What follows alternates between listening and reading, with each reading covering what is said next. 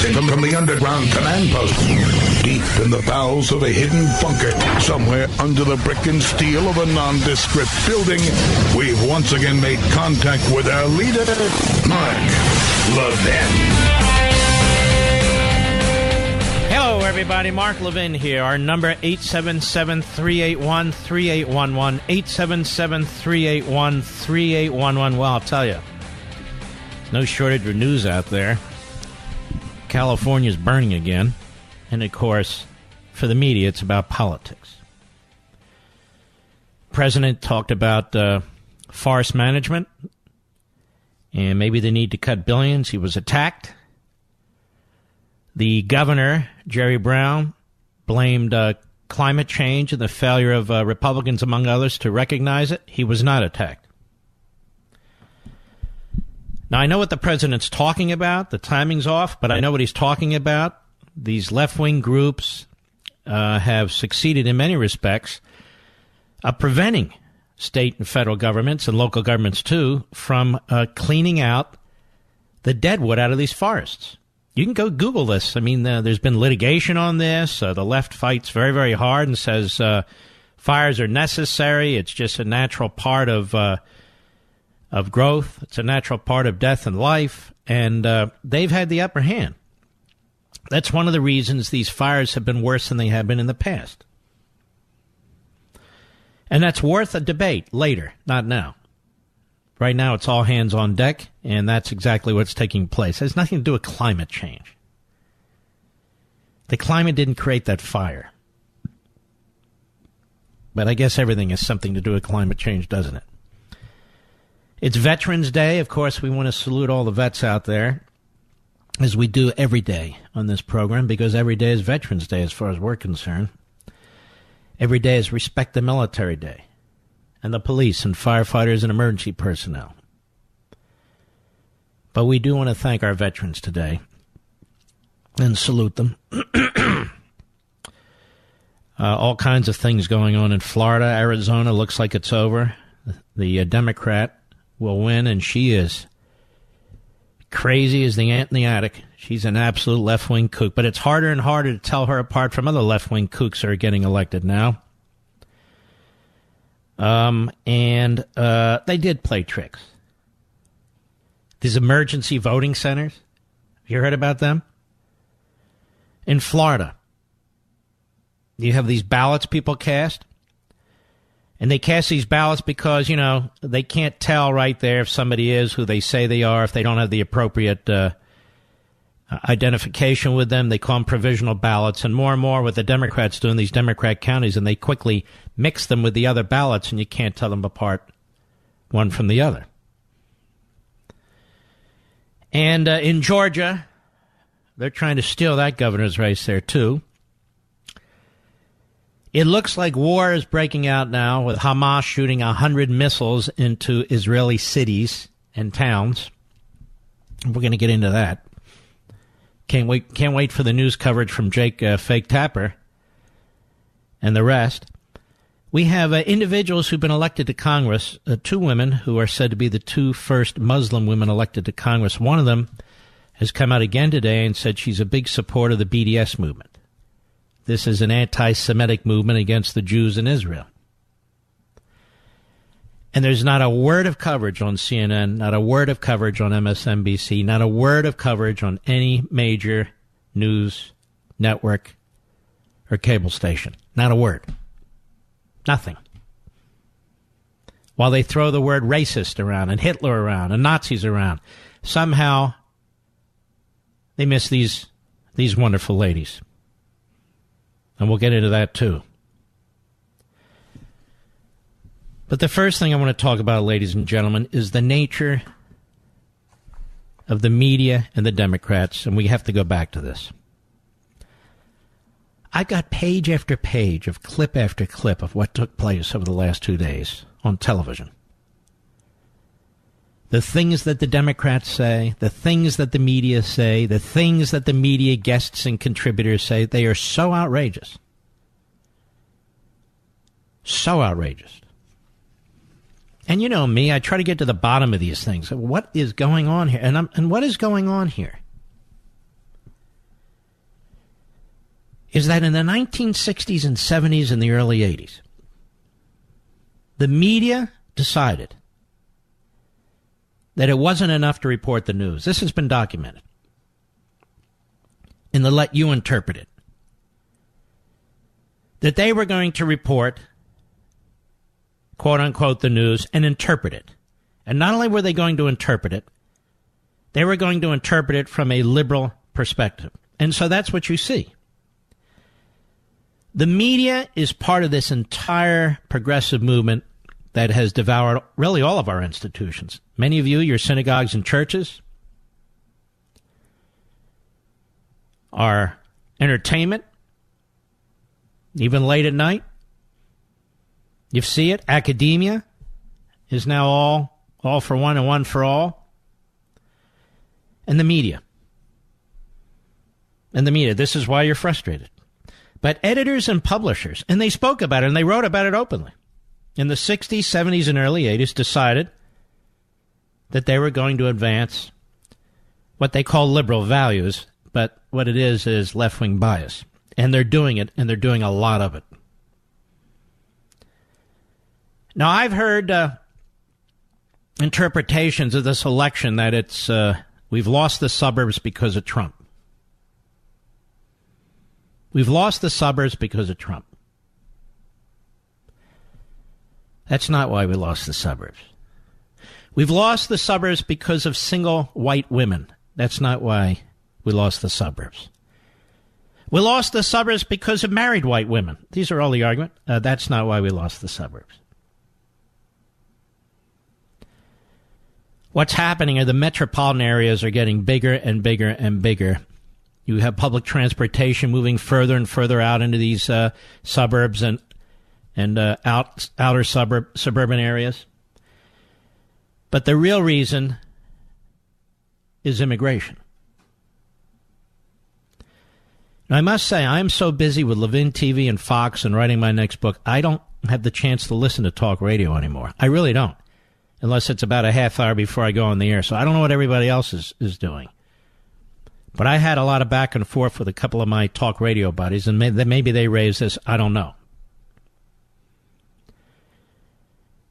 But in that back and forth, we discussed, and I raised as well, I live in a state, Virginia. Virginia, that 10 years ago was a solid red state. It's now a blue state. In 10 years. Colorado, 10 years ago, was a solid red state. It's a blue state. Arizona was a solid red state. It's now a purple state. And by the way, the reason we lost Arizona was not only because of these emergency voting centers that they set up before the election, which is a real farce, but because Martha McSally failed to build bridges to conservatives after a vicious primary fight. So Arizona's a little different. But still, immigration has hugely affected that state. Florida is very, very close. Why? Immigration. California, which Ronald Reagan not only won twice in a landslide, but George H.W. Bush won in a landslide. Did you know that? California's gone. It's a dark blue, one-party state. And they knocked out 3 or 4 more Republicans along the way. Because of changing demographics, because of immigration, not because of Trump. Not because of women in the suburbs or anything of the kind. And it's interesting that almost none of the media analysis, quote unquote, in the big media mentions immigration. And yet that's what's doing it. And people have written about this over the years. They've talked about what's coming, and it's come. And here it is. Many of you are old enough to remember. Some of you are not. Reagan won his first race in a landslide. He won his second race in a landslide. George H.W. Bush won very comfortably in the next race against Dukakis. The talk back then was, how will the Democrats ever win the presidency? How will they ever win the presidency? They can't win the popular vote, and they can't win the Electoral College. The Republicans, as long as they keep winning California, Texas, and Florida, as well as Colorado and the South, there's simply no way that the Democrats can win. So what did they do? They changed a number of the states, and they're changing a number of the states. That is why they will fight to the bitter end to secure against securing the southern border. Wall, fence, moat, it doesn't matter. It doesn't matter. They will fight to the bitter end. That is why there are at least 500 sanctuary cities in this country. 500, which are illegal. This nullification of federal law. That is why, when Obama was president, they stuffed the courts. They packed the courts with the most radical Democrats they possibly could. At the district court and circuit levels, in particular, because they knew that's where most of these cases would be heard. And that's where most of the cases involving immigration are heard.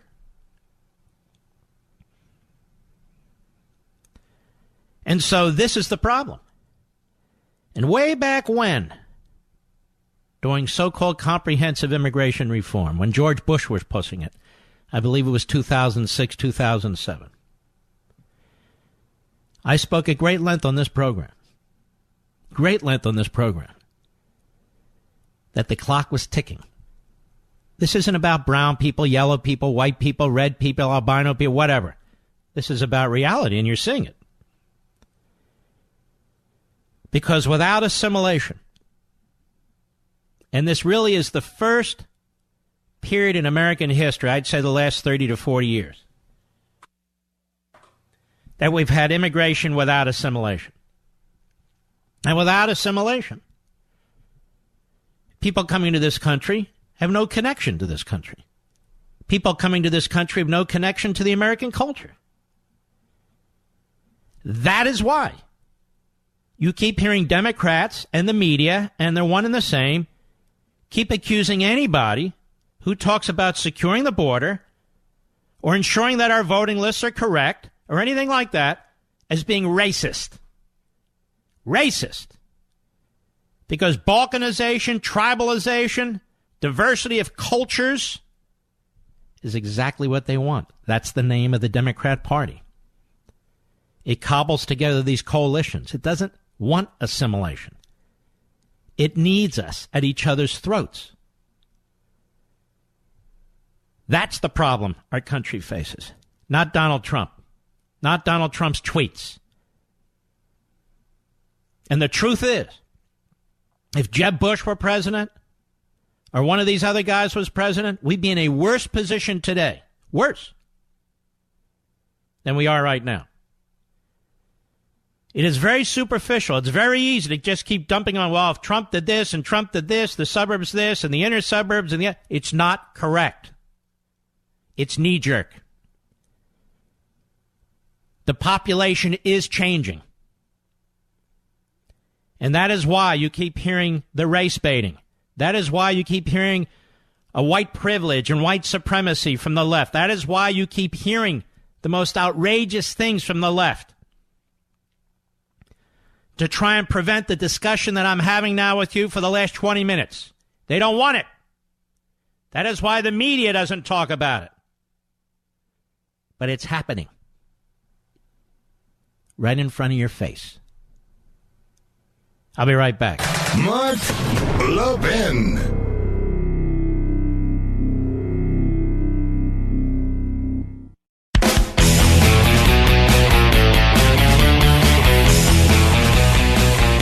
I sent an article to a buddy of mine also in this business. And it was an article about how in Texas we have a big problem. Governor Abbott is a great governor. He only got 55% of the vote, folks. Ted Cruz got a little over 51% of the vote. Cruz had $80 million spent against him. So even today, I heard on our favorite cable channel, he was a terrible candidate, Cruz. No, he wasn't. $80 million is a lot of money. I think he raised about $25 million, which should have been plenty. There are 14 appellate courts in Texas. The vast majority have had majority Republicans on them. Now, 7 have Democrats, and 7 have Republicans. The metropolitan areas in Texas, in the cities and the immediate suburbs, are all Democrat. Fort Worth was the last holdout. And Fort Worth went Democrat slightly this last election. This has nothing to do with suburban white women. Immigration.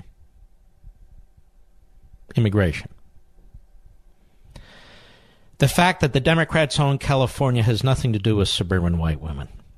They've been owning it now for years, and it's getting worse. Immigration. And you also have migration within the United States. So you have immigration, and you also have migration. This is an important second part of it. You have individuals in population centers like New York City or Philadelphia or Baltimore and so forth, many of whom are Democrats. And then they move, or Washington, D.C., Chicago, then they move into the immediate suburbs. And they continue their voting patterns, even though they're escaping these particular areas, presumably for a better life or a different life. But they bring their same voting habits. Hardcore Democrats in New York moving to Florida. Hardcore Democrats in Washington, D.C. moving to Virginia. Or hardcore Democrats in Maryland moving to Virginia. Not everybody, but you know what I mean. Hardcore Democrats in Chicago moving to the suburbs in the immediate area around Chicago. So you have these two forces. You have immigration, and then you have migration within the United States. And that's what's happening to these red states. It can't go on much longer until it's the Republicans who have no way to victory on a presidential election. And I'm quite serious about that. I'm not trying to upset you. I'm just telling you, we had control of the House and the Senate.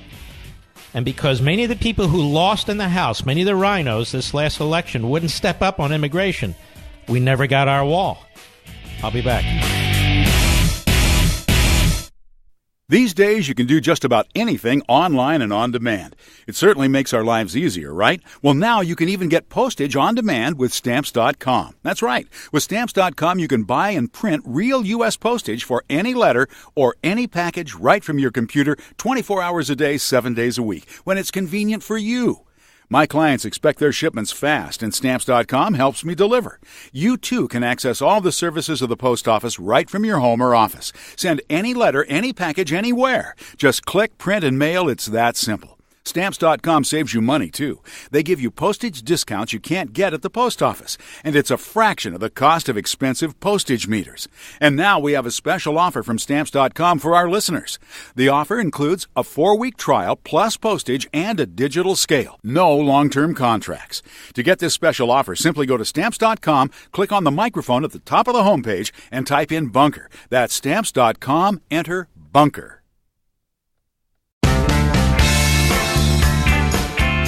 America's most powerful conservative voice. The Mark Levin Show.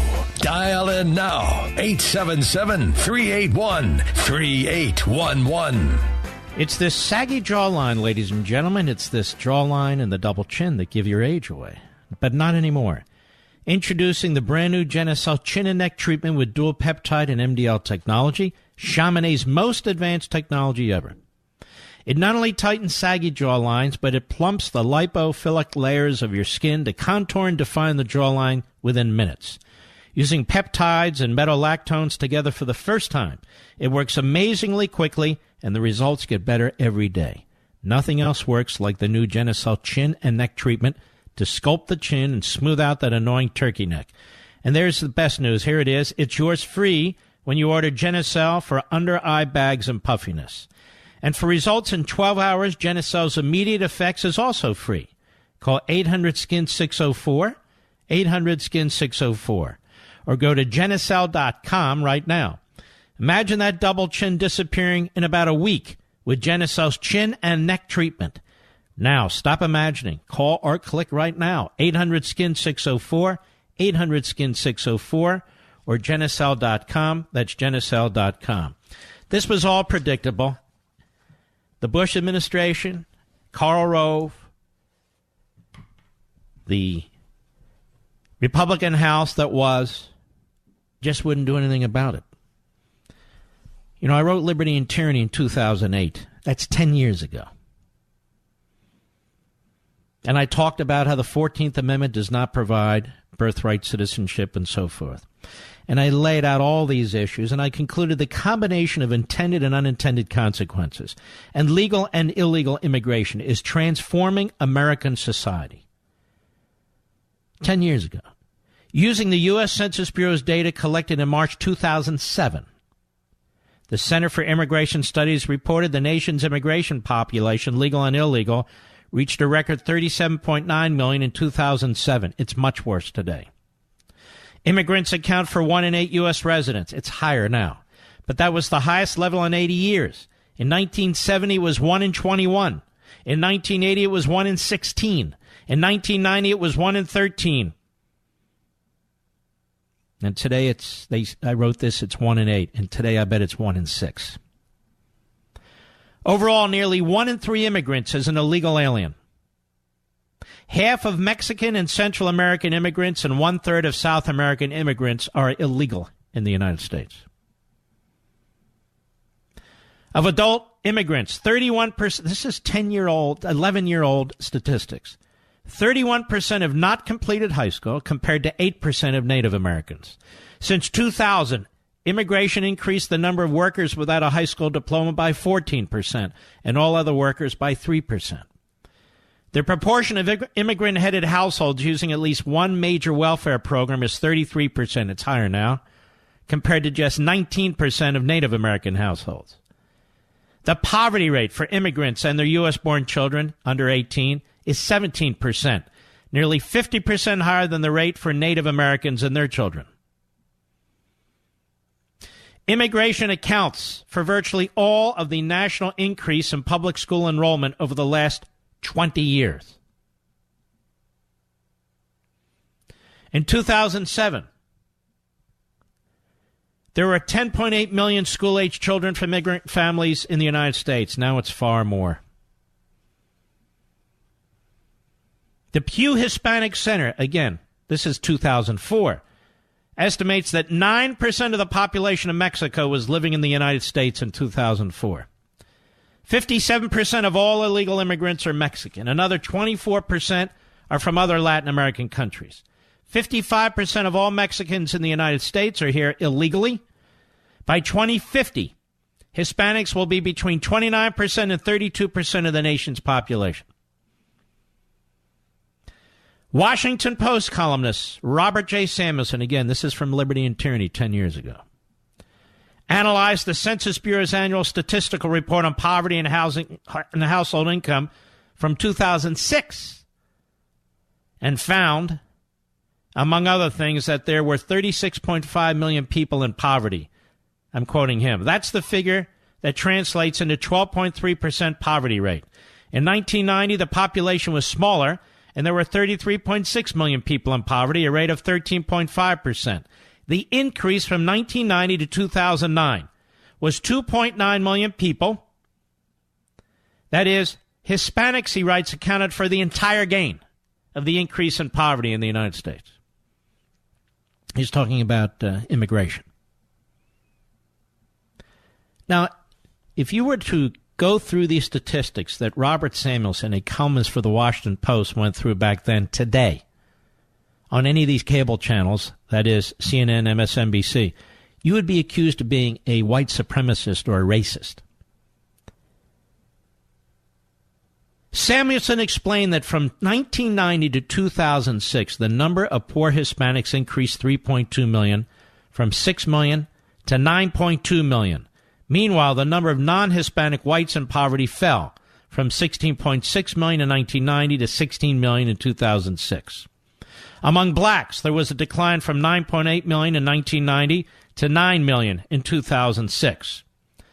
White and black poverty have risen somewhat since 2000, but it is down over the longer periods. He said only an act of willful denial can separate immigration and poverty. It's incredible. This is all in the book. It goes on much further. Rather than Americanize aliens and use public and private institutions to inculcate them with the virtues of American culture, language, mores, history, traditions, and customs, the status is cultivating a cultural relativism in which the cultures from which the aliens fled are given equal accord with the American culture. You saw them do that a couple months ago with Trump. But all cultures are not equal, as evidenced in part by the alien fleeing his own country for the American culture and the American citizen staying put. It is normal and healthy for ethnic groups to celebrate their diverse heritage, Columbus Day, St. Patrick's Day, etc., and they have since the nation's founding. Most large cities have a Chinatown, a Little Italy, a Germantown. In many of these ethnic neighborhoods, the old language is still spoken, especially among the older generations. But neither the heritage nor home language of the individual has ever competed with the American culture for dominance. The history of immigration in the United States up to now has been the history of assimilation.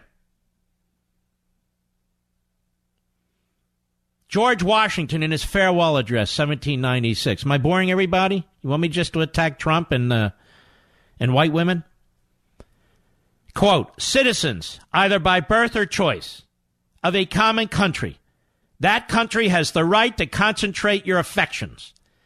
The name of American, which belongs to you in your national capacity, must always exalt the just pride of patriotism more than any appellation derived from local discriminations. Assimilation. Assimilation. For more than 2 centuries, individuals with diverse backgrounds have come together to form a national melting pot and a harmonious society sustained by allegiance to the country and its founding principles. But today's open-ended mass migration, coupled with the destructive influences of biculturalism, multiculturalism, bilingualism, multilingualism, dual citizenship, and affirmative action, have combined to form the building blocks of a different kind of society, where aliens are taught to hold tightly to their former cultures and languages. Balkanization grows, antagonism and conflict are aroused, and victimhood is claimed at perceived slights. If a nation does not show and teach respect for its own identity, principles, and institutions, that corrosive attitude is conveyed to the rest of the world, including newly arriving aliens. And if this is unchecked, the nation will ultimately cease to exist. Dr. Samuel Huntington, the late Dr. Samuel Huntington, served as chairman of Harvard's Government Department and its Academy for International and Area Studies. He wrote, the persistent inflow of Hispanic immigrants threatens to divide the United States into 2 peoples, 2 cultures, and 2 languages. The United States ignores this challenge at its peril. It's because of the lack of assimilation, not because these folks are Hispanic, by the way. He argued that Mexican immigration differs from past immigration and most other contemporary immigration due to a combination of 6 factors: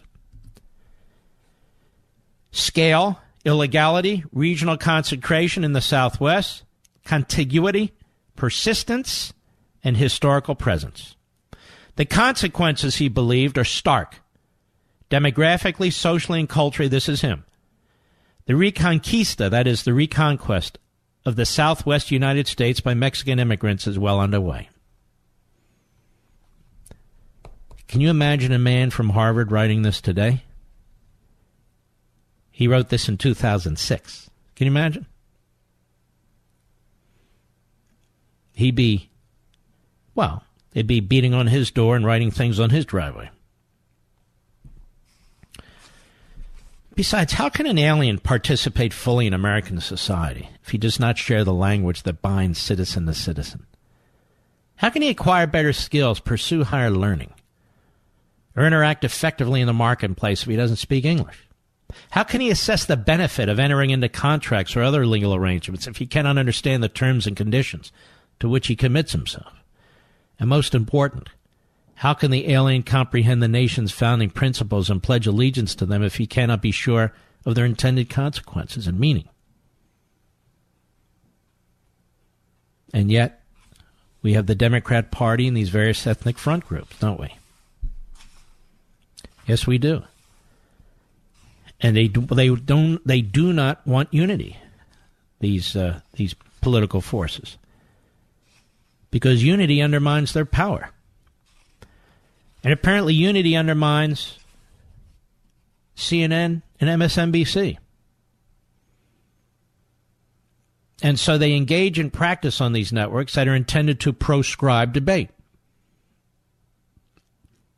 As I wrote 10 years ago, those who dissent from his immigration policies, that is, of the statists, are often characterized as exclusionists, nativists, xenophobes, or even racists.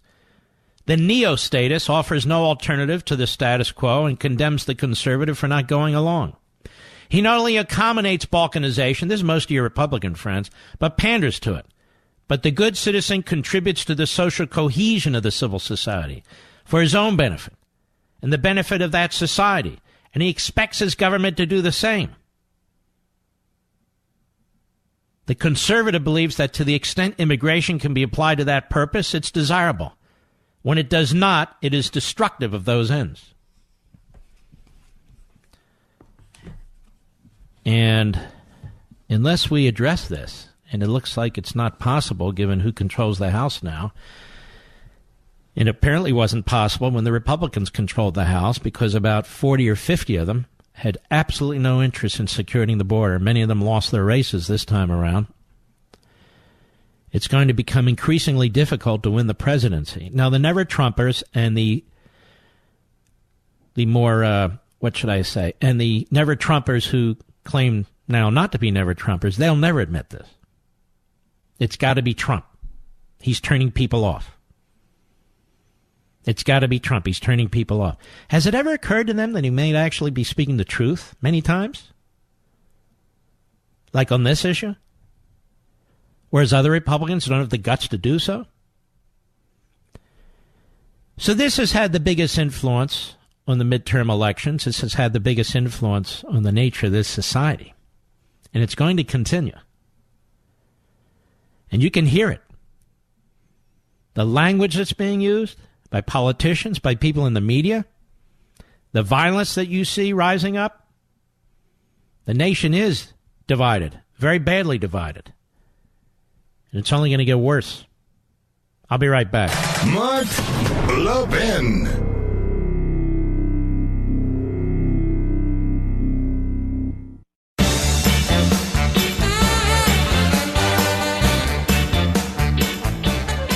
The good, the true, the beautiful. How can one begin to understand these high and noble ideals? It starts with the right kind of education, and that's tough to find these days.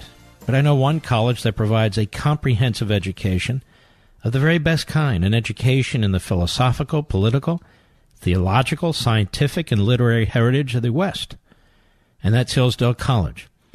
Every student, regardless of the major, spends half their time on the same liberal arts core curriculum, studying science, theology, history, mathematics, philosophy, literature, and the Constitution. At Hillsdale, all students learn about our great Western and American heritage. The result? Hillsdale alumni are leaders with intelligence and character, making a difference in their families, communities, and country. But it all starts with a core curriculum that develops moral and intellectual virtue. The core that helps them understand the good, the true, and the beautiful. This is the Hillsdale core curriculum. This is learning for the long run.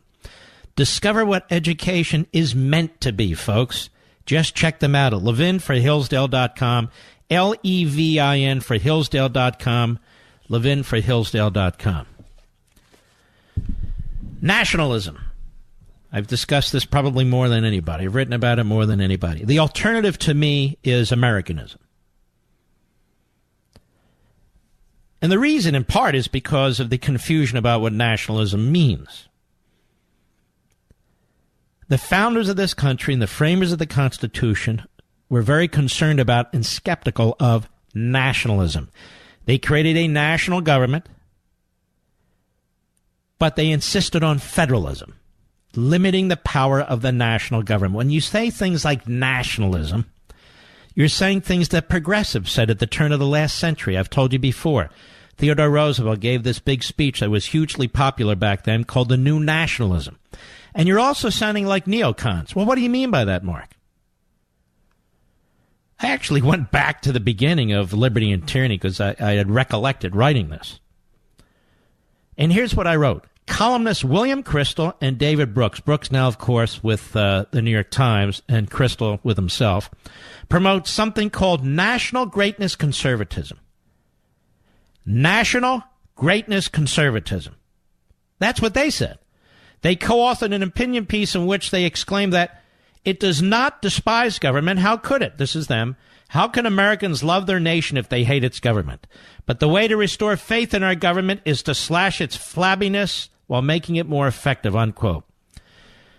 So Bill Crystal, a never-Trumper dead-ender, and David Brooks, whatever he is, they first coined the phrase national greatness conservatism. And I rejected it. I said the conservative does not despise government. He despises tyranny. This is precisely why the conservative reveres the Constitution and insists on adherence to it. An effective government that operates outside its constitutional limits is a dangerous government. So, we constitutional conservatives are not nationalists. We don't embrace nationalism. We embrace Americanism. That is, our founding principles, as stated best and concisely in the Declaration, and our Constitution. That's why I call us constitutional conservatives. And my book, Rediscovering Americanism and the Tyranny of Progressivism, lays it all out. I'm not hawking the book. By the way, I have something to mention next hour. I hope you'll stay with me, particularly at the top of the hour, involving the New York Times. Yes, the Holocaust-denying New York Times. I think you're going to want to hear it. We've got a hell of a lot more to cover, too. I'll be right back.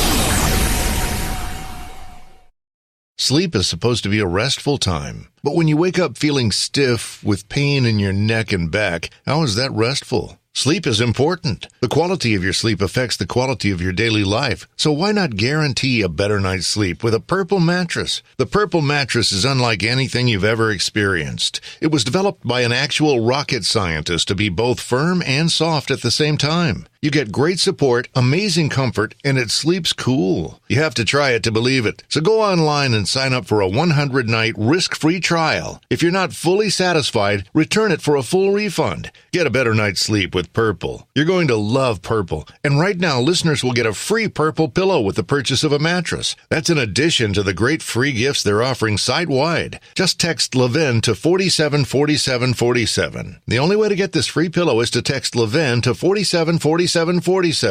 That's LEVIN to 474747. He's here. Now, broadcasting from the underground command post, deep in the bowels of a hidden bunker, somewhere under the brick and steel of a nondescript building, we've once again made contact with our leader, Mark Levin. Mark Levin here. Our number 877-381-3811, 877-381-3811. I'm going to tell you how difficult it is if you're a conservative writer, a conservative author, a book writer or author, how difficult it is to succeed. Because they don't mostly succeed. Now, I just want you to listen to this. Just stick with me a little while. My father writes and illustrates a book about our police. There's nothing controversial in this book. It's not a propaganda piece. It's just a beautifully illustrated and written book for children that is supportive of police, and it talks about what police do and their different responsibilities. Police in helicopters, police on boats, police on motorcycles, police on horseback, the different things they do and so forth. No politics in this whatsoever. None. So the first attack on this book is that there's not enough minorities in it. I go, what? There's a minority on the cover. A woman who could be Hispanic or African American or Middle Eastern, for that matter. Who thinks of this? And of course there are, but apparently not enough for the left. Then number 2, Barnes & Noble informs the publisher that there are 500 copies in their books. They've since increased it to 2,000. But that's because I said, all right, I'm never doing another book signing at Barnes & Noble. Oh, Mr. Levin, oh, Mr. Levin. So I really had to do that? Seriously, folks? And now here's the icing on the cake. Our police sold thousands of copies. So I said to the publisher, because my father's not here to defend himself, my father's not here to inquire, so I'm doing it. And I said to the publisher, well then, where is it on the New York Times list? Well, it's not on the New York Times list. I said, what? How many children's books sold more? None, or at least not many. Well, why isn't it on the New York Times list?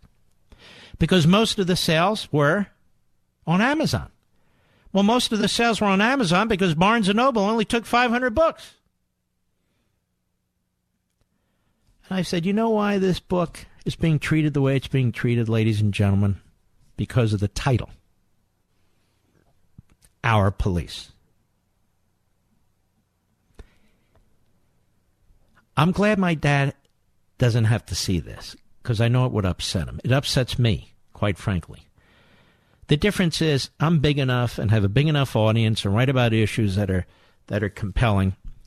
So I can overcome these things. But this is a children's book. And the vast majority of you are not children. This is how the system works. This is how the system tries to smother anybody who has a different point of view. If this had been a book called, rather than Our Police, The Police, and if it was loaded with nuanced insinuations about the police and so forth and so on, it would be called groundbreaking. It would get all kinds of attention. It would be on Sunday morning on CBS. It would be all over the place. But it's not that, and it never would be that, because that's not the way the author, my father, thought. I'm just glad he's not around to see this. I wish he were around, but I'm glad he's not seeing this. And I would encourage you, I want to thank Amazon. I know we criticize it. They take a lot of criticism, but I want to thank them because they haven't flinched for taking the book and selling the book. And if you're interested in getting your copy for Thanksgiving or Hanukkah or Christmas or any occasion or no occasion, now would be the time to acquire a copy. Just go to Amazon.com and type in Our, O-U-R, Police. And it'll pop up. And look at the comments there. I looked at the comments the other night. There were 35 stars and then the usual 3 in there taking their shots. But that's all right. They have to live with themselves. But people who actually purchased it really liked it and have enjoyed the bright drawings and illustrations that are in there and so forth. So for those of you who are interested, I would encourage you to go ahead and get it. It won't be in many bookstores, apparently, but it will be on Amazon. I've talked about this before, pseudo events.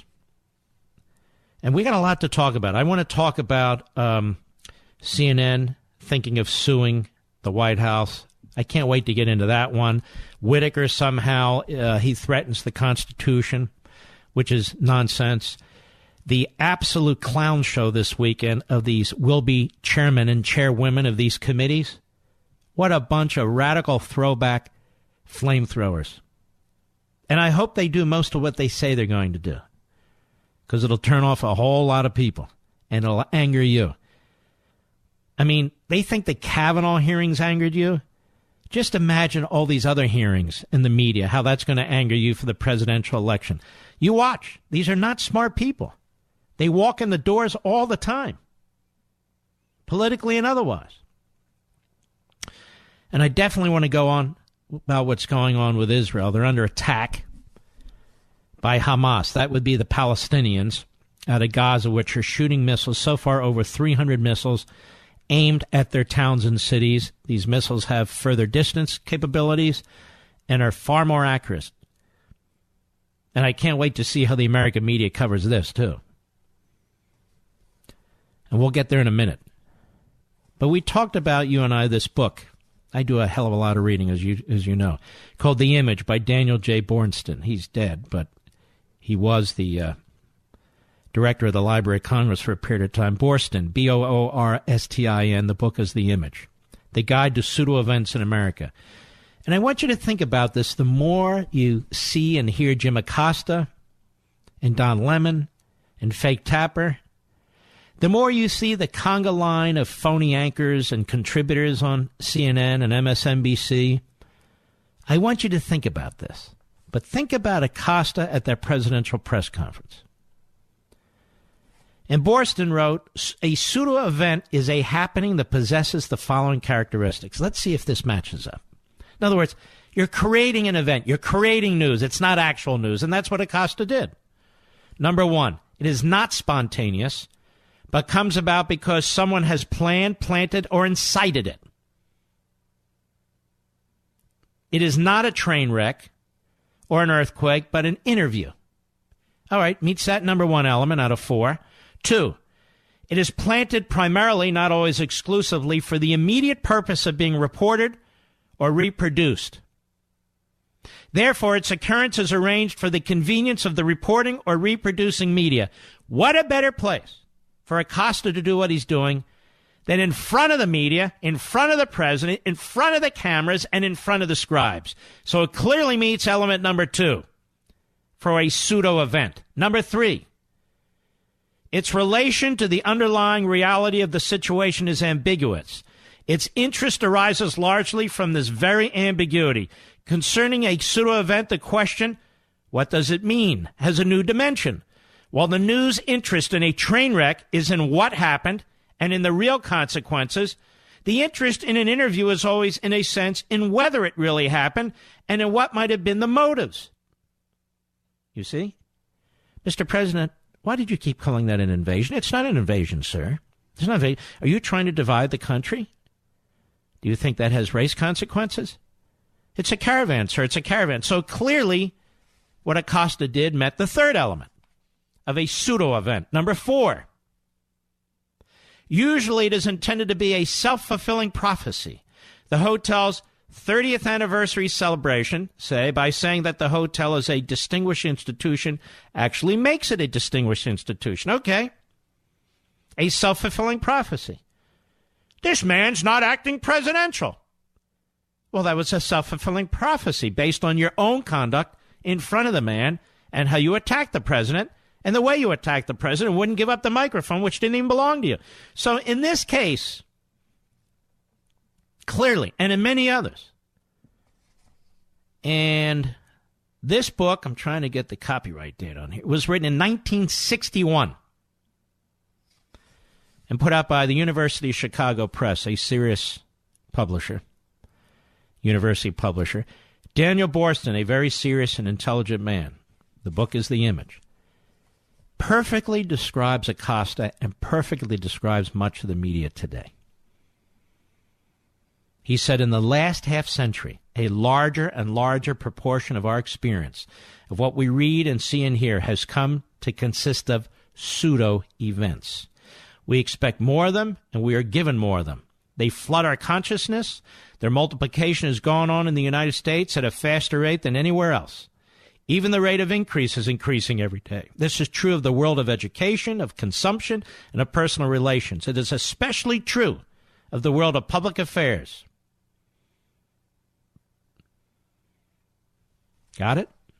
Much of the media today, and he's right, is about pseudo-events. They write about pseudo-events. That Trump is a Hitler. That Trump is a racist. There's white supremacy going on. Yeah. There's this going on, that going on. Pseudo-events. They're lies. They're not true. And they meet those four elements. Stephen Colbert meets those four elements. Many of them do. Very, very important. I'll be right back. Mark Levin.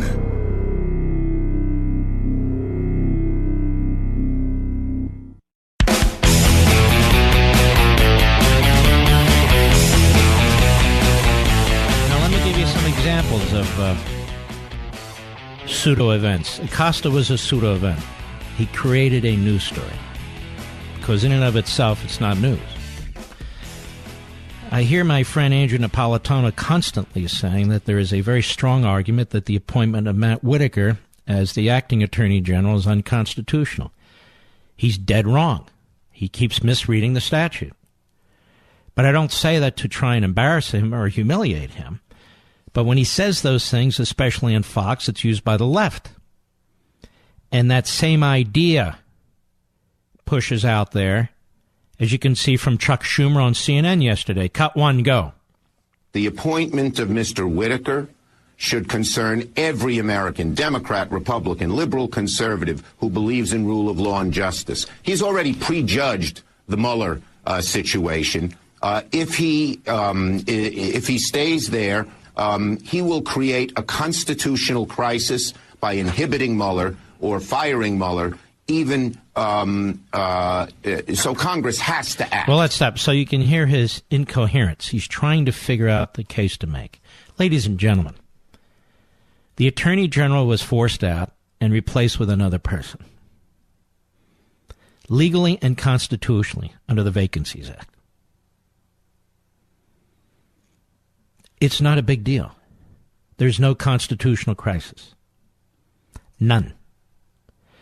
But again, I want the justices of the Supreme Court who listen to this program to hear how Mr. Mueller's talked about and treated by the left and by the media. They do not view him as some minor apparatchik in some federal department, as some inferior employee.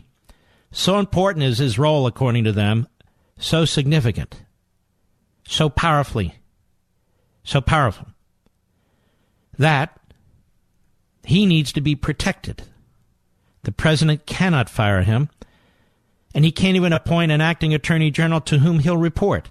So he's not some inferior employee. Again, my friend Andrew Napolitano was pointing to the 1988 decision in Morrison versus Olson to dismiss the Appointments Clause. Now he embraces the Appointments Clause, but he's got it backwards, and so do the leftists. The Appointments Clause is relevant for Mueller because he's clearly a principal officer. He's not some minor, inferior officer like an assistant U.S. attorney. Just listen to what they're saying. But in the case of the acting attorney general, he's filling a temporary position. You don't nominate people to the Senate for temporary positions. Can you name one? No, they can't name one because it's not done. And so now this is a constitutional crisis. It creates a constitutional crisis. No, it doesn't. And they're very upset, you see, because Mr. Whitaker has voiced opinions, especially in one op-ed and an appearance on CNN, and they weren't necessarily his own. He was making alternative arguments that somebody could make, he said, that therefore he's disqualified because we need somebody like Eric Holder, you see, or somebody like Loretta Lynch. Now, I don't know how much more Republicans and serious people in the media, of which there are fewer and fewer, are going to take of lectures about ethics and objectivity from Chuck Schumer, who's the snakiest, sleaziest snake in the grass. Then there's Nancy Stretch Pelosi. Faced the nation yesterday, and they never face tough questions, ever. Listen to Margaret Brennan, by the way. Listen to her question. She's supposed to be a reporter. Cut 3, go. Do you think under Whitaker that the integrity of this investigation is in peril? Now, what kind of question is that? Again, they ask a question, then go up with their voice and put a question mark after it. So that's a question, right? No, it's not a question. It's a statement. It's a softball. Go ahead. I do. First of all, I think that he should recuse himself for any review of the investigation because of statements he has made already in the public domain. Now, let me. He's not a judge, ladies and gentlemen. He's a political appointee. If he'd been a judge, maybe he should recuse himself. You know, much like Ruth Bader Ginsburg, who makes all these political comments, including during an election, they never ask her to recuse herself from anything, do they? But she should. That's not a political appointment. That's a lifetime appointment to the Supreme Court of the United States, where you are compelled to be objective, but they're not, many of them. And here we have a guy, he's not a judge. He's not a juror. He's appointed acting Attorney General of the United States. That is a political position. That's not to say he would be reckless. That's not to say he would interfere, but that's by nature a political position. Again, ask Eric Holder and ask Loretta Lynch. Go ahead. The fact that this investigation should not... You don't have confidence in him as America's top enforcement officer? No, I don't, and I don't test... Boy, these are really tough questions over there at Deface the Nation. Very, very tough questions. Go ahead. Bipartisan editorializing about... No, there's not. There's not a lot of bipartisan editorializing about it, but why would you care anyway, Pelosi? You don't care about... And by the way, for now on, her name isn't Nancy Pelosi, it's Nasty Stretch Pelosi. And nasty for Nancy and Stretch because of all of her obvious facelifts. Oh, may I say that? Yes, I may. Go ahead. That he should never have been appointed and that it's... Okay, there she is, constitutional expert and stuttering buffoon. But she goes on. The report that is written by Mueller that goes to the Deputy Attorney General or the Acting Attorney General, excuse me?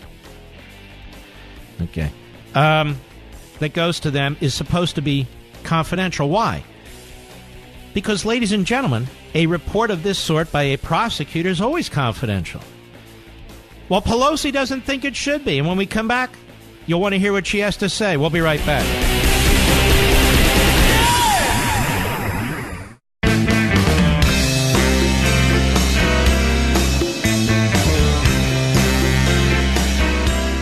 Levin, America's tyranny hunter. Call in now, 877-381-3811.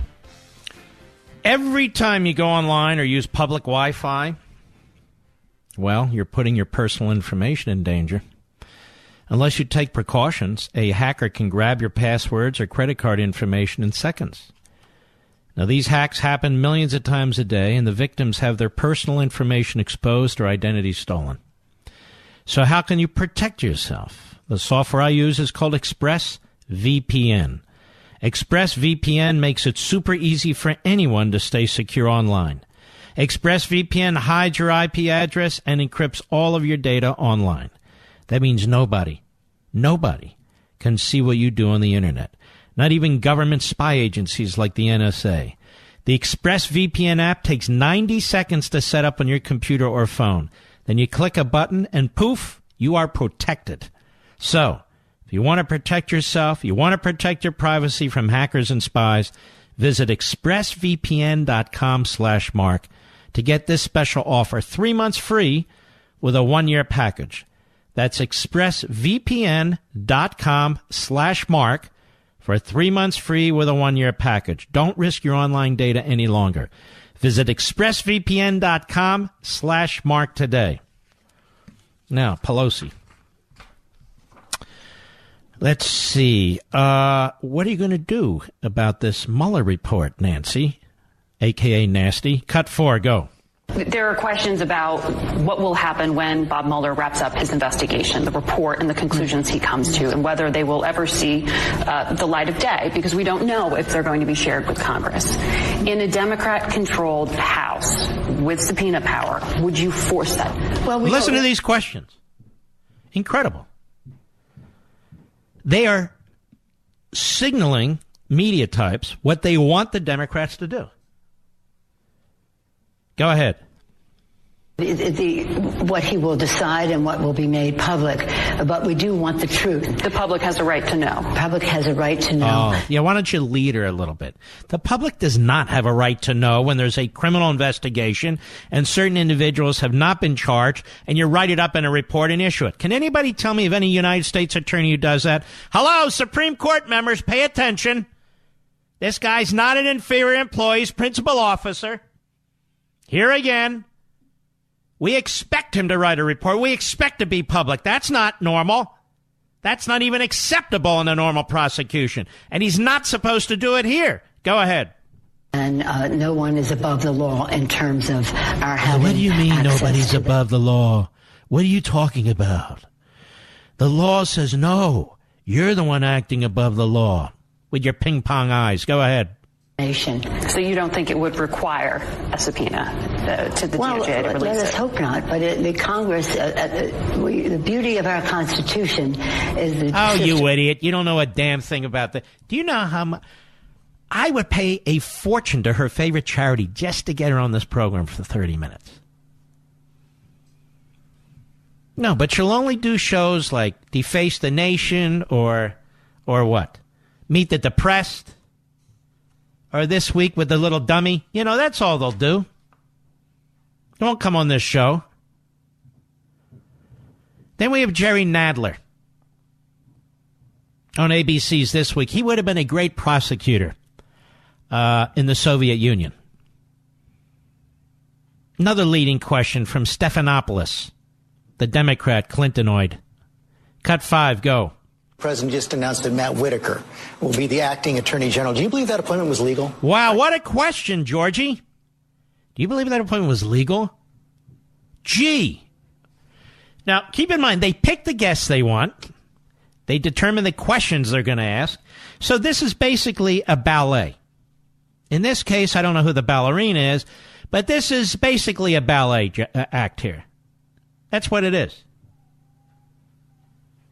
And these are the fan dancers running across the front of the stage. So let me ask you something, Nadler. The president just announced that Matt Whitaker will be acting attorney. Do you believe the appointment was legal? Now, Schumer says it's a constitutional crisis. Pelosi, what do you think Nadler's going to say? Go ahead. I think it is legal because there's no advice and consent. I don't think the attorney general can be appointed without advice and consent. An acting temporary attorney general absolutely can be. Certainly under these circumstances, he meets all the requirements of the Vacancies Act, despite what you're hearing on TV. Why would you appoint a temporary person and need advice and consent from the Senate? Meanwhile, there's Mueller flopping around like a flounder on the beach. And they have no concern that he didn't get to the Senate for advice and consent because he wouldn't make it. Go ahead. Yeah, of the Senate without the consent of the Senate. But I'll go further. His appointment is simply part of an attack on the investigation by Robert Mueller, the special counsel. Now they've been saying about Florida. There's no proof. There's no evidence of fraud. Tell me, what is your evidence of that, sir? There is none. None whatsoever. None. So drop that guy. We're done with him. But there's none. And what they'll try and do is destroy this guy. All the talk about him destroying Mueller, it is they who will try and destroy him.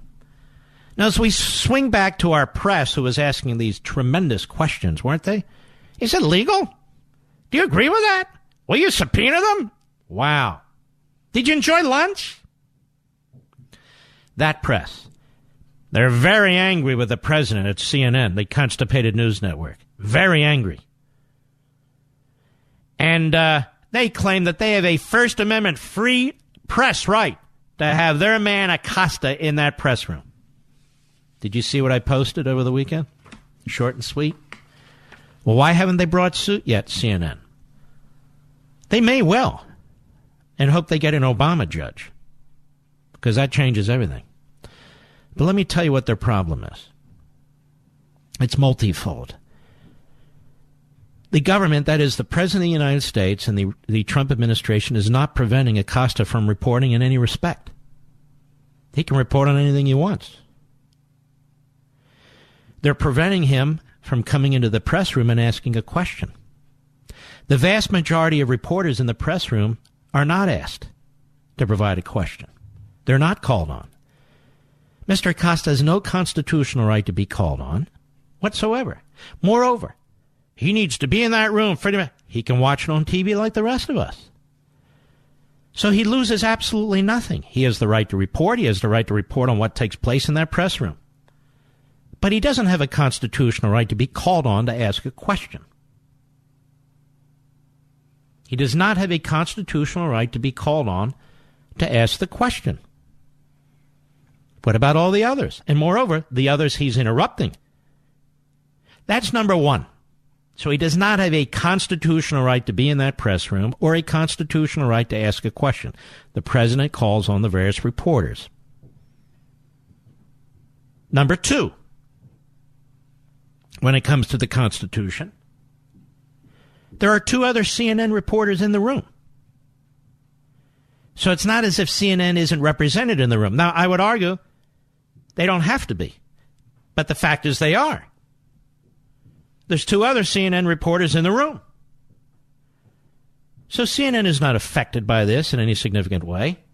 Number three, you do not have a constitutional right to disrupt the press conference. If you want to be a rabble-rouser, then chain yourself to the White House fence and be a rabble-rouser and have some guts and get arrested over it. But, of course, Acosta has no guts. Number four, rather than promoting free speech and freedom of the press, Mr. Acosta, because of his tactics, he and his tactics are undermining free speech and freedom of the press. He's getting between us and the president so that people are not learning about events. He's having a debate over whether it's an invasion or a caravan. And he's asking questions that are obviously intended to create what we talked about the first hour, pseudo events. He's creating pseudo events. He's the news. He does not have the constitutional right to be the news or to create pseudo events. So it's a very weak case. Very weak case. But that didn't stop, people talking about how he is destroying the First Amendment and freedom of the speech. Now, when I was on Hannity a week or two ago, I explained this. I'll do it very briefly, so Fake Tapper can even comprehend it. And Allison Camerata and Don Lemon, all together, they're in the negative IQ category, even in the accurate. This president, unlike John Adams, has not sought to imprison any journalists. That would be shocking.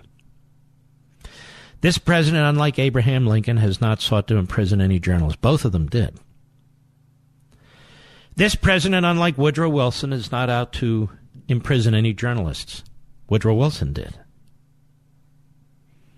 This president, unlike Franklin Delano Roosevelt, hasn't created an intelligence operation that is intended to keep track of the media so that he can then put political pressure on various elements in the media. All he gets is a printout, I assume, once, twice, three times a day of news clips and news reports.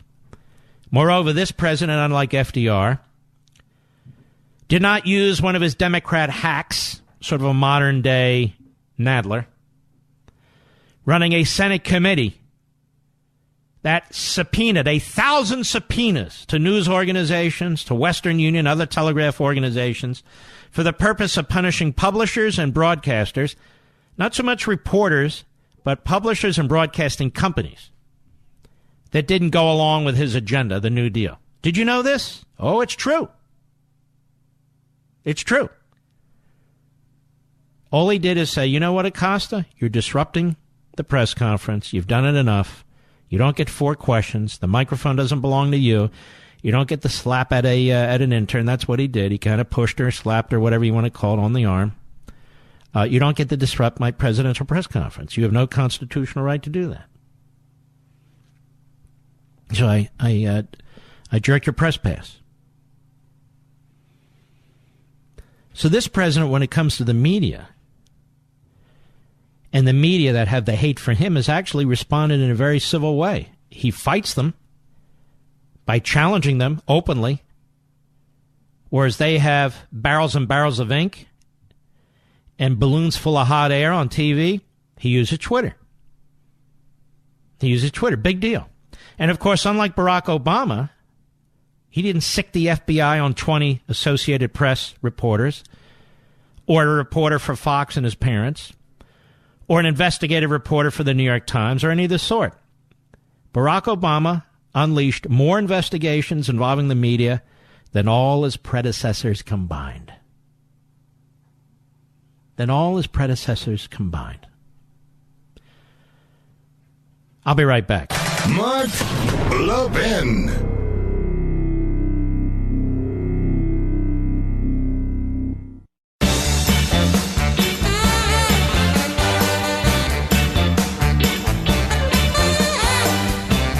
I hope you enjoyed Life, Liberty, and Levin on Fox last night. It was a really great program. Let's go to Roger Wilkes-Barre, Pennsylvania on the Mark Levin app. Go. How's it going? I just felt like I needed to give you a call. Thank you for having me on the show. Always love listening to you. I don't always agree with everything, but I think that it was important to point out that you've had a lot of conversations about individuals. Sir, do you have a question? Go ahead and ask. So far, this is a little monotonous. When Acosta is right to just being in the room compared to individuals that don't get the ability to be on social media after they cause a ruckus, spread fake news, what social media is social media. Anybody can get on social media. What the companies do on social media is a completely separate issue here. What does that have to do with Acosta? Accreditation. Hello? What does that have to do with Acosta? Well, you're looking at an individual who has the experience to construct a specific Oh, really? viewpoint. Was there a presidential press conference on social media that I missed? Well, there was Senate hearings and House hearings. Sir, let's try and stay focused. I know it's tough. Presidential press conference. The president's White House gives out press passes. Some press get, some press don't. Local press don't, weekly press don't, most state press don't, many national press don't. There's not enough room for them. CNN has 3 seats. Now, that said, let's say they had 1 seat. The issue isn't whether or not Acosta has a right. He has no right. The issue is whether or not the government is interfering with freedom of the press. So how's the government interfering with freedom of the press? Well, specifically, we allow individuals like InfoWars a press pass. Get off the air, you idiot. You don't even pay attention to anything. InfoWars and social media have to do with any of this. Nothing. Zero. So the guy has an agenda, calls the program, makes an ass out of himself. I was expecting somebody who was going to defend you. Jim Acosta has every right to be on. No, he doesn't. He has every right to ask tough questions if he's there. He does. But he has no right to be there per se, and he certainly has no right to disrupt a presidential press conference. That's not freedom of the press. And think of yourself as a Supreme Court justice. This case comes to you. If you rule that Jim Acosta has a constitutional right to be in that press room, then every single reporter who's not in that press room, every single outlet that's not in that press room, presumably has the same right. And imagine the conduct that will take place in these press conferences. So a president won't hold press conferences anymore. The Supreme Court cannot affirmatively compel a president to hold a press conference. So this is all counterintuitive. It undermines the First Amendment and freedom of the press. When you have a rabble-rouser, a provocateur, even a saboteur, if you will, who's sent into the press conference by CNN suits, by Jeff Zucker for the purpose of disrupting the press conference, for the purpose of creating a pseudo-event, well, you don't have the constitutional right to do that. CNN is a corporation. It is owned by Time Warner. That corporation has a right to own a news outlet, but it doesn't have a right through that news outlet to disrupt a presidential press conference. I'm often amazed at how little accountability there is in these corporations, like Time Warner, the Time Warner Board of Directors, the CEO of Time Warner, the CFO, the COO of Time Warner. They must know what's going on. They must like what's going on. It's like Comcast. They must know what MSNBC is doing. They must know what a fool Andrea Mitchell is, what a fraud she is, and so many others. Over there at MSNBC, they know, but they must like it. So when people say corporations are in the back pocket of Republicans, I don't see that in the least. Here's Floyd Abrams, a First Amendment lawyer. He is the father of Dan Abrams. Cut 12, go. Does CNN have grounds to sue over this? I think it's a really strong lawsuit. You would. There was a case in Washington of Robert Sherrill back in the late 1970s where his pass was revoked. He went to court, and the Court of Appeals for the District of Columbia said before that happens, you have to first have notice, you have to have a chance to respond, and you have to have a written opinion by the White House as to what it's doing and why. Well, I don't know anything about that decision, but it's irrelevant. He's dragging in a Court of Appeals decision. Notice he doesn't drag in a Supreme Court decision. I think the White House would be in very, very strong position. As a matter of fact, I would encourage Landmark Legal Foundation, where I am chairman, to file an amicus or friend of court brief as well. I want to protect freedom of the press, the right of the people to know, and these pseudo events by these mental midgets have got to end. I'll be back.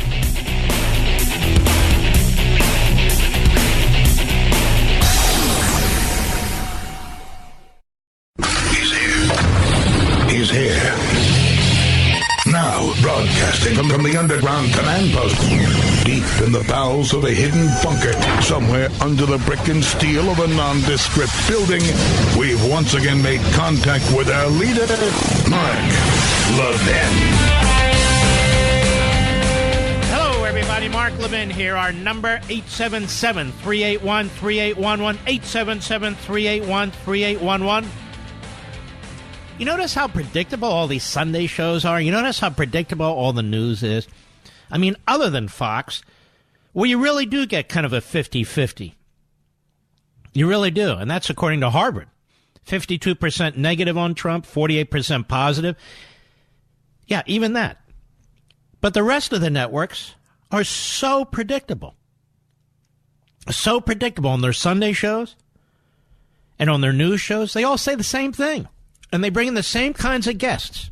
And you really cannot tell the news from opinion because they're all liberal. One of the people who used to be fairly good but has obviously really fallen in terms of intellectual integrity and honesty would be S.E. Cupp. S.E. Cupp. And she's on CNN, as you might expect, and she's there on Saturday. She used to have a show, I think, on their sister station, but it didn't cut it. But listen to this. Cut 13, go.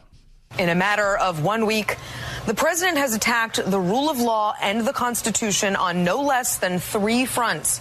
The independence of the Department of Justice, the First Amendment and freedom of the free press, and the 14th Amendment. All right, let's stop. S.E., you really are truly pathetic.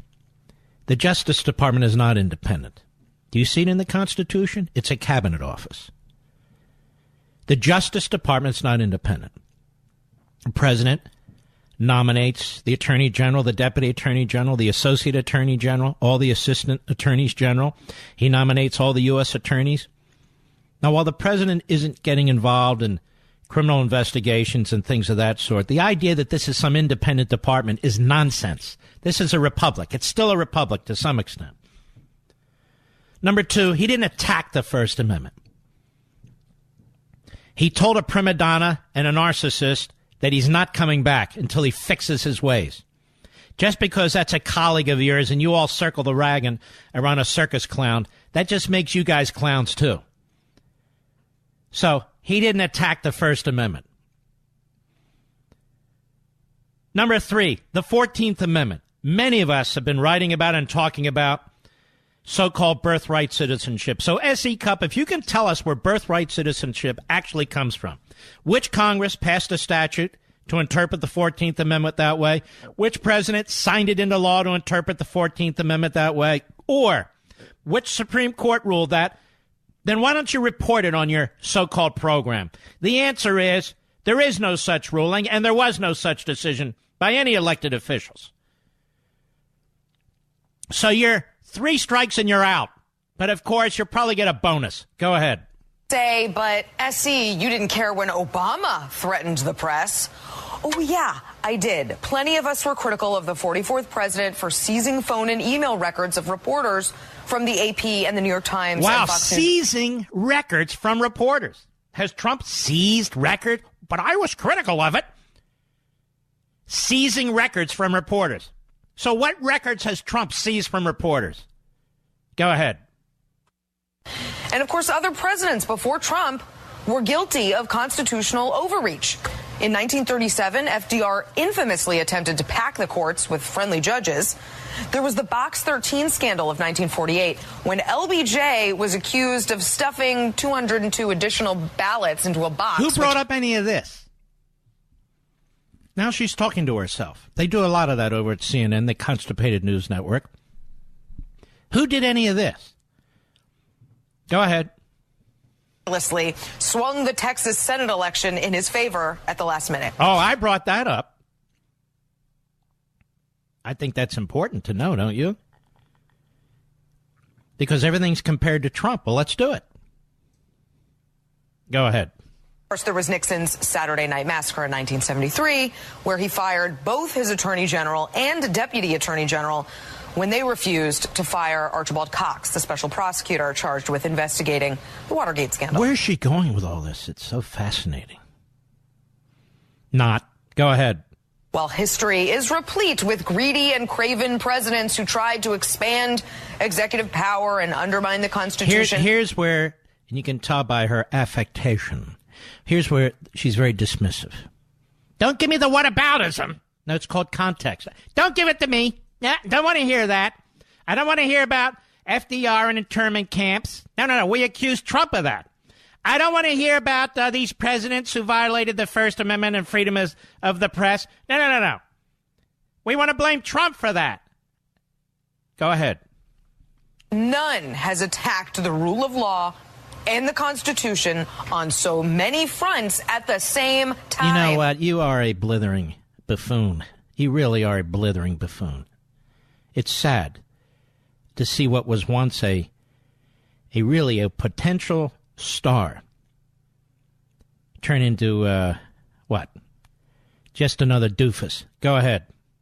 And we haven't even gotten to the latest allegations of campaign finance violations. Let's get to them. Campaign finance violations. Yes, non-disclosure agreements that were signed, before the campaign even began. That's got to be a campaign violation because somebody leaked it out of the prosecutor's office in New York, and the genius lawyer Michael Cohen pled guilty on 2 counts of felonies related to that with his great lawyer Lanny Davis. So it's got to be right. It's got to be true.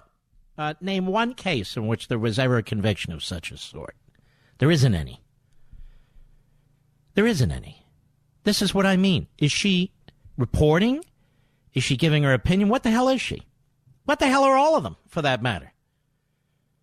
I mean, I don't come on here and pretend that I'm a news anchor or a news host. Who are these people? Brian Stelter. Little fat boy. What is he? I just cover the news. Fake Tapper, who's got a political background, all Democrat, all left-wing. I'm just calling out lies. And I see lies, I call them out on lies. I'm the truth teller. The golden age of journalism.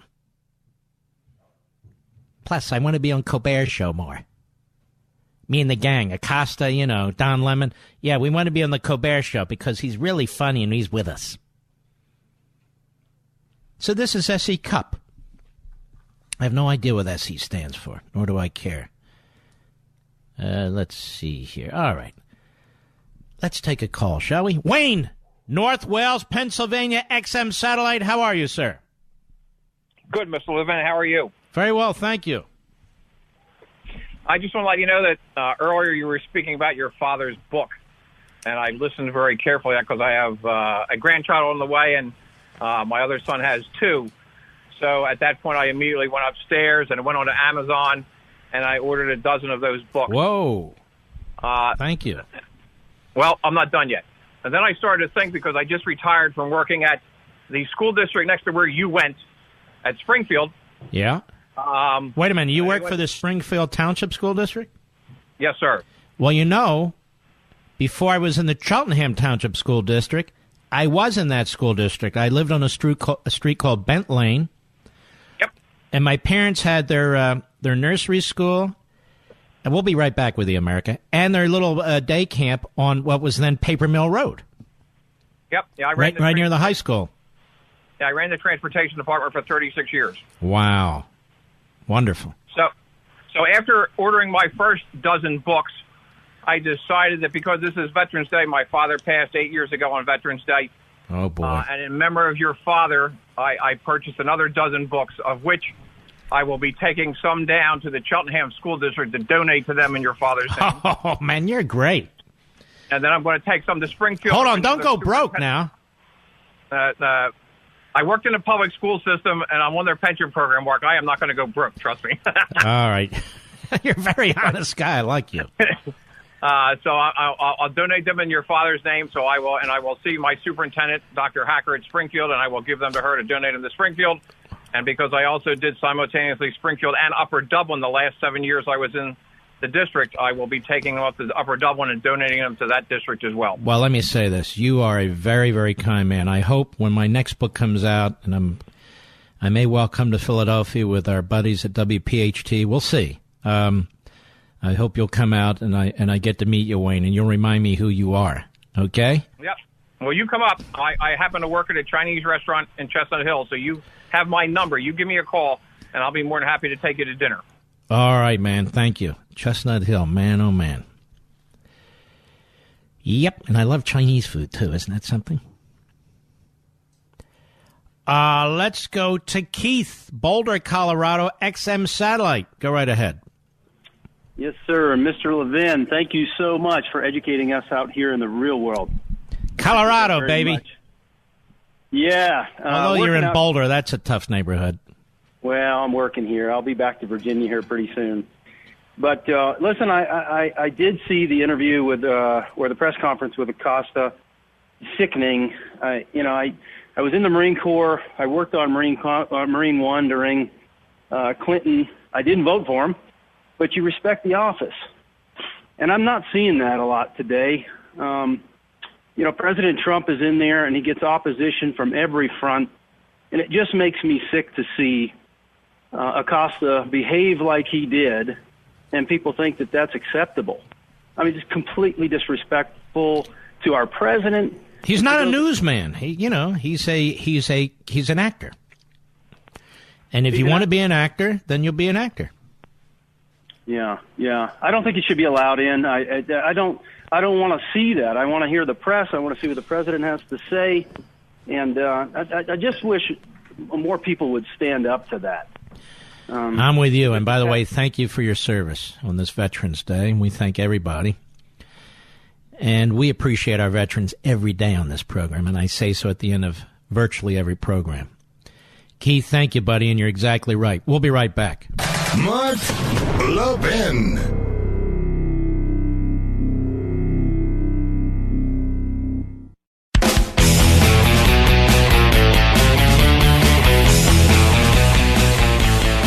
So that's a little bit over the top, I think you'd agree. And yet that candidate won. One of the reasons the governor, Ducey, who was running for re-election, got 300,000 more votes than McSally, and it wasn't a nail-biter, is because he was able to retain and attract the conservative vote. It was a very nasty primary in Arizona. And McSally never reached out to the conservatives in any significant or serious way. And that's in part what happened. And it's up to the candidate to unite the party. It's up to the candidate to bring the base out, and she failed to do that. And Mr. Bedusa will tell you that we invited her on this program a week or 2 weeks before the election, and she didn't come on. Mr. Heller, who ran in Nevada for re-election, we invited him to come on the program. His campaign didn't even respond. Is that right, Rich? And we invited Adam Laxalt to come onto the show. He lost his governor's race. They said he never got the message, and that was like on a Thursday or Friday. We said, well, come on Monday. And they ignored us, and he lost. I'm not saying that's why they lost, but that just goes to show you. I can tell you Brian Mast, who I like, who is my congressman where our Florida home is, and who I've supported strongly, and I encourage people to vote for him even now. He wouldn't come on the program. His people said we're trying to attract moderates. okay? When you run away from basic principles, it's a problem. When you buy the left's characterization of your base as being right-wing, we're not right-wing. We're constitutionalists. We believe in liberty. We believe in private property rights. We have faith. We believe in family. When you do things like that, you hurt yourself. You do. Now and in the future. So it doesn't bother me. I mean, I'm here. I'm going to be here. But it bothers me that now this woman who got elected in Arizona will be part of the Schumer team. And she's part of the left-wing hack crowd. And it's amazing that somebody like that can get elected. That just shows you how weak McSally was. Now, they keep talking about Trump this, Trump that, Trump this. Well, McSally blew that race, in addition to this other stuff that was going on, which contributed to it, which I said. Do you ever notice the state of the liberal media and wonder how it got where it is today? You know, we used to have journalists who searched for the truth, the objective truth, who brought you the news stories that mattered. They didn't interpret it. They didn't give it their spin. But it doesn't happen much anymore today, does it? Now, most people recognize when President Trump does something well, and they'll point out when they disagree with him. That's the way the system's supposed to work. So why is it that virtually every story on these so-called news outlets is negative, even worse? Vile. On Levin TV, we're not here to carry water for anyone. Good or bad, we're bringing you principled arguments. We're bringing you real perspectives. And we don't pretend to be a quote-unquote news outlet. And we're honest about who we are. But we do analyze the news, and we do analyze the people who bring you the news. This is why we've gotten amazing feedback from our subscribers who say that CRTV is unlike anything they ever got with the liberal outlets on cable. And ladies and gentlemen, even though I'm not permitted to give you the information, we have an enormous subscriber base. And if any of you listening to me hasn't joined us yet, I got a special deal for you. Try us out free for the first 30 days. Try us out free for the first 30 days. If you like it, then sign up. If you don't like it, then that's okay. But I know you're going to love it. You've got Levin TV and 20 other hosts, and they're great. Steve Crowder, Eric Bolling, Andrew Wilkow, Phil Robertson, and a whole bunch others. Just go to levintv.com, LEVIN-TV.com. That's simple. Or here's a toll-free number if you're stuck in traffic. 844-LEVIN-TV. That's 844-LEVIN-TV. Take advantage of the free 30-day offer. We need your help to keep growing CRTV. And if CRTV is going to continue to grow at the pace we've seen over the last year, we need you. Others are trying to compete with us, but we are us. We're the original. And we have hosts you won't see on TV all the time because they are committed to CRTV.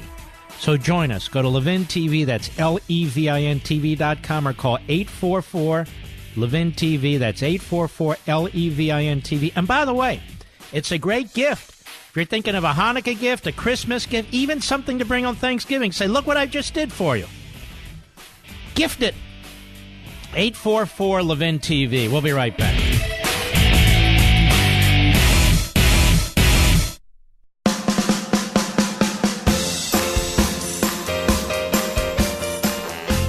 The Palestinian terrorists, known as Hamas on the Gaza Strip, have launched over 300 missiles into Israel, attacking its cities and towns along the way. The Israeli military is moving in tanks and troops. The Israeli military, as reported by the Times of Israel, deployed additional troops and tanks to the Gaza Strip, following the largest barrage of rockets and mortar shells fired at Israel from the coastal enclave in a single day. This is why this two-state solution for Israel would be a final solution. The Gaza Strip was the test, ladies and gentlemen. They actually have 3 states now. They've got the Gaza Strip. They've got part of Jordan, part of Jerusalem. Now they want another state. Why? To fire more missiles? Who the hell would create a country like this? Another state. The Army was reportedly given a green light from policymakers to pummel terror groups in the Strip if they continued with the barrages, as the terror organizations in the Strip vowed to do. The so-called resistance factions Joint Command Center is holding a serious conversation about expanding its range of fire.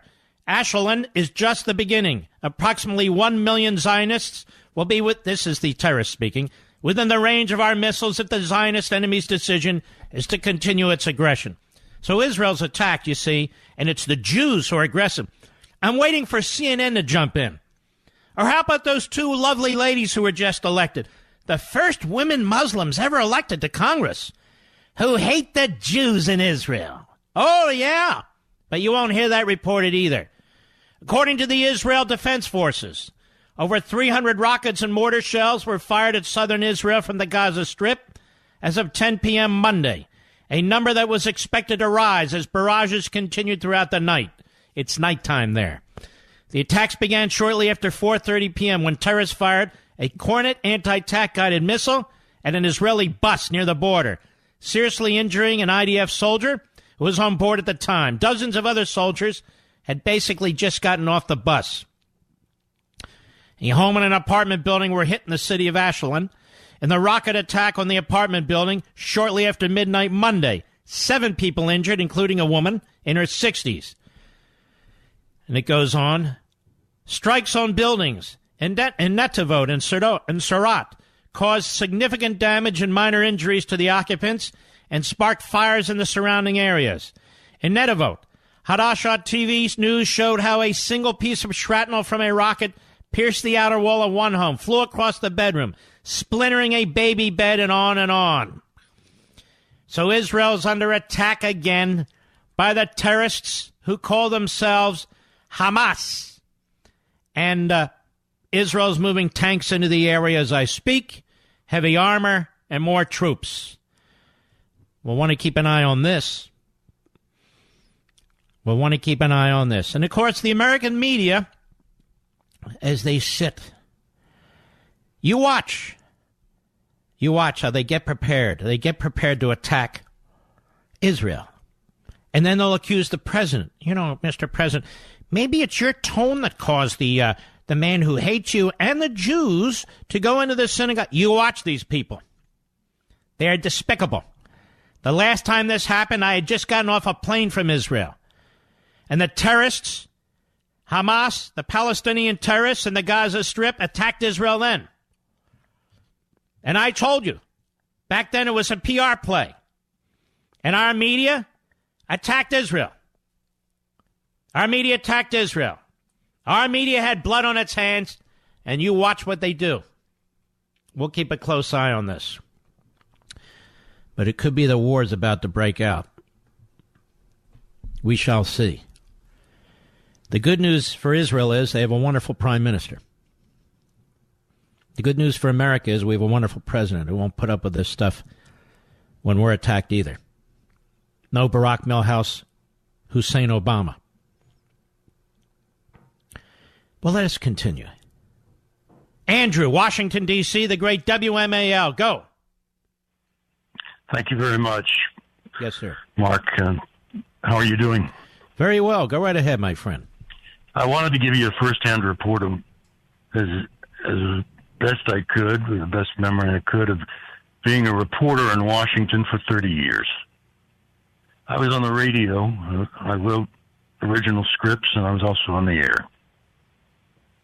First, I began at the American School of Communication, graduate journalism. And that was the summer of 1977. And we were taught to be as vicious and ferocious with the liars in the Ford administration, vicious as we could, because they were all liars. I left the school because I couldn't believe it.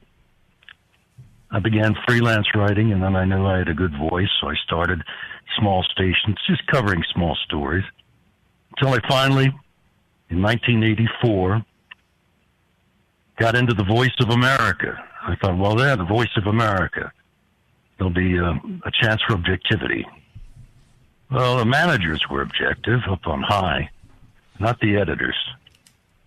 once they saw my writing, and that I tried to put two different points of view in a piece, and make it objective and fair, they didn't like it. First of all, they didn't like the topics I chose. Partial birth abortion, in which the horrific procedures described. They didn't like the stories I did, like Whitewater, scandal of Mrs. Clinton, before the Clintons came into the White House. And they didn't like the story I did about Alger Hiss, which essentially proved that he was a communist spy.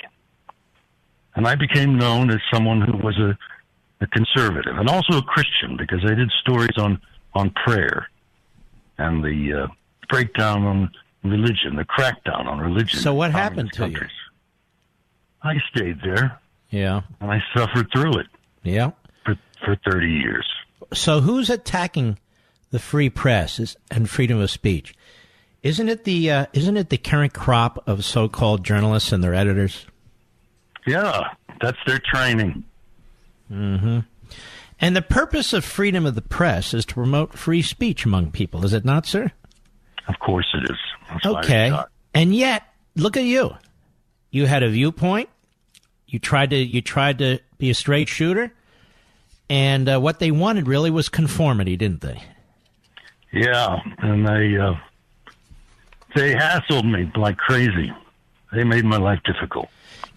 We can think of many pro-Obama and anti-Trump so-called anchors and journalists at CNN and MSNBC. Can you think of one who would be considered even closely favorable to Trump or anti-Obama? I can't think of one. No. They're all sheep, or else they're in the back of the White House press briefing room. I don't know. No, I can't. All right, my friend. I appreciate your call very much. I want to tell you about X-Chair. My producer Rich was such a fan of my X-Chair, and you can see my X-Chair. I think it's still up on Facebook. We finally decided that it was time to get him his own X-Chair, and he loves his X-Chair. Mr. Producer and I are different heights. He's short and I'm tall. Right, Mr. Producer? I'm not that tall. I'm 6 feet and you're not. That's all. Yet you're thinner than I am. There's no question. Yet how the X-Chair conforms to each of us to provide the same unbelievable level of support and comfort is really quite remarkable. Mr. Producer is physically feeling the difference. Less pain, more energy. He's always been focused and productive, but even more. You need to feel the X-Chair difference for yourself, and I'm quite serious about this. I've talked to you about my L5 and all the rest. This is by far the best chair I've ever had. I am comfortable sitting in this chair 7 hours a day. Now, if you want to see how beautiful this amazing chair is, just go to xchairlevin.com, xchairlevin.com, and you'll see the different models. If you own a business, take my advice. If you want happier, more productive employees, consider getting X-Chairs for your entire staff. It's a very reasonable investment. That's what it is that will pay high dividends. X-Chair is on sale now for $100 off. Again, a perfect gift. Go to xchairlevin.com. That's xchairlevin.com, or call 1-844-4XChair. 1-844-4XChair. X-Chair comes with a 30-day, no questions asked guarantee of complete satisfaction. So no risk. Go to xchairlevin.com or call 1-844-4XChair. Now you go to xchairlevin.com, use code Levin Footrest if you call them too. Levin Footrest, and you'll get a free footrest. So again, xchairlevin.com or 844-4XChair. Let us go to who is on line 2 there in Chicago, Illinois. Guillermo, Chicago, Illinois, the great WLS country. How are you, sir? How are you, Mark? It's an honor, real quick, because you have other callers. You have a lot of priorities. Wondering if you'll adjust one so we can save the country whole forums on reversing what you talked about in the first hour, assimilation. Yeah. And because you're a busy man. But now you can do it through video conferencing, whole forums, discussions, debates all across the country on how to do that and call to action, so to speak. So that was my question. I'll hang up and. Well, it's not reply. A question. You're saying that. Or a suggestion, right? Your suggestion is that we should push assimilation through all forms of new media. Well, not only that, as you know, we have got to start with the education, the academia early on in grade school if we have to, and along with the other, also the media. And I don't disagree, but we're going to need some Spanish-speaking Mark Levins out there, I think. Well, we can find them. All right, my friend. But we need you and Hannity and Rush to join in. Otherwise, we're going to lose this country very fast. And by the way, right. Yes. I agree with you for the most part when you opened the show. Right. But there was one thing that. Hurry. I can't think of it, but I'll just leave it at that. There's one little other aspects besides the assimilation issue on why. All right, my friend. If you think about it, give us a call tomorrow. I'll be right back. Mark Levin.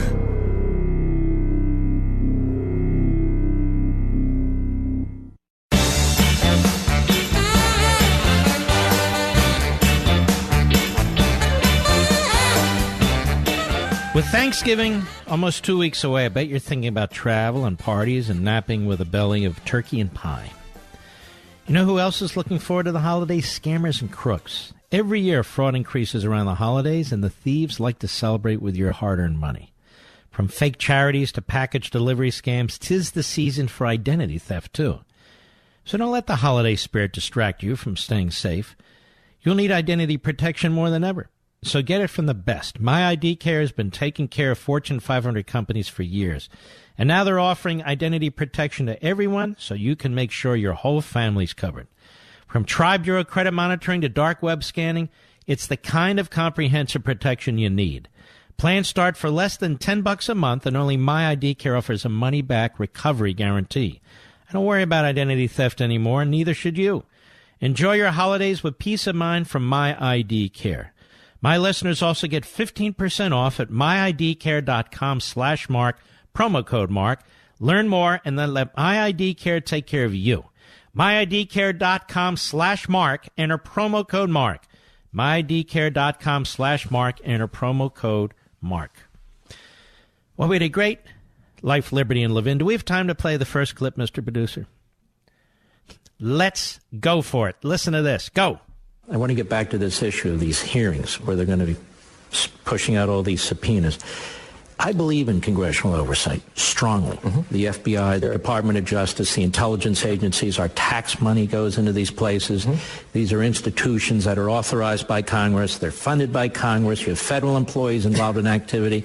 It's nothing to do with somebody's tax returns. Right. It's nothing to do with a private enterprise that's worth billions and billions of dollars, where members of Congress sit there and say, I'm going to pretend I'm an IRS agent, and I'm going to dig into this stuff, and I'm going to spew it out there, and I'm going to give it to my friends at CNN and MSNBC. I'm going to sabotage this administration. I'm going to drag it down. Former federal prosecutor. The Trump administration says, we're more than happy to work with you on matters of official conduct, on matters involving the administration. However, I have a blanket rule out there. Anything involving my family and me and our personal finances, you don't get anything. What about that argument? Now, I'm asking Chip Roy, who is just elected to Congress from the 21st District of Texas. He's absolutely outstanding. He'll be part of the Freedom Caucus. Go ahead. And I think, I think about it through this lens that when we talk about separation of powers and what our job is in Congress to oversee the executive branch, and it's critically important that that be done, that's meant for, as you pointed out before, constitutional purposes. It's meant about the power of the executive branch being used and in its official duties and what it's trying to do and whether or not it's constitutional, whether or not they're following the law. That's the job of Congress. The job of Congress isn't to go down fishing expeditions for personal assaults or going after the president's family. That's not what it's about. It's about protecting the Constitution. And frankly, you want to make Article 1 great again, which is something I talk about on the campaign trail, Article 1 Congress, then Congress needs to reassert itself in governance, in passing laws, in not turning over power to the bureaucracy and the executive branch. They need to do their job in representing the people. That's where I think that we're missing the boat. In the end, it's about freedom. There's a big difference between... That's Jim Jordan. Targeting people for their political beliefs and going after those folks and holding them accountable, which we've tried to do. There's a big difference in the FBI doing what they did and us trying to hold them accountable than it is going after people's personal finances and what the left is now telling us they're going to try to do to the president and his family. That is, it's ultimately about freedom. And I would argue today, and I don't mean this to sound overly dramatic, but I think freedom's under attack. You are seeing it from all. We had a hearing, Mark, where we had college professors in. I asked this one college professor at the end of the hearing. I said, Professor, on a safe space or in a safe space on a college campus, whatever that, could I say this sentence, Donald Trump is president? His response began with, well, Congressman, it depends. I interrupted him. I said, it's a fact. There's no it depends about it. He was elected on November 8th, 2016. He was sworn in January 2017. He lives at 1,600. He's the president of the greatest country ever. There's no it depends. But that's where the left's crazy thinking, when freedom is attacked, that's where it takes us. So this is fundamental. This is so fundamental. We should hold agencies accountable when they come in after your personal liberties, any American's personal liberties. Mm-hmm. But when Congress is going to use their power to go after the president just because they want to dig into his business finances, give me a break. Mm-hmm. Good. And I hope the president's folks are listening, the lawyers. I hope so. Let us go to Esther, Brooklyn, New York. We don't have a lot of time. The great WABC. Go. First of all, I'm very upset about this new congresswoman from Michigan, Tlaib, or whatever she calls herself. She's already. Is that Michigan or Minnesota? I get confused. Michigan. The one from Minnesota is another Israel hater. She's a Somali or Ethiopian. Right, Somalia. Right. So she's already expressed support for Hamas. 2, we had a blue wave in New York, and it's not funny. And a contributing factor was you and Mark Levin show listeners who voted Democrat. All right? No, we don't. People. Not many. Not many? Esther, what are you talking about? Who, me? Yeah, you. New York State. We had a blue wave, unfortunately. Right. My listeners are not of the blue wave. Some might be, 10 or 15, 20% liberals who listen in, but conservatives didn't vote for any of these leftists. There were people voting Democrat because they didn't like the Republicans. Well, that's possible. I have no idea what your point was, unfortunately. Ladies and gentlemen, we salute our armed forces, particularly today, Veterans Day, police officers, firefighters, and emergency personnel, and all other law enforcement out there. Thank you. Check out Levin TV. It's excellent tonight, and I will see you tomorrow. God bless.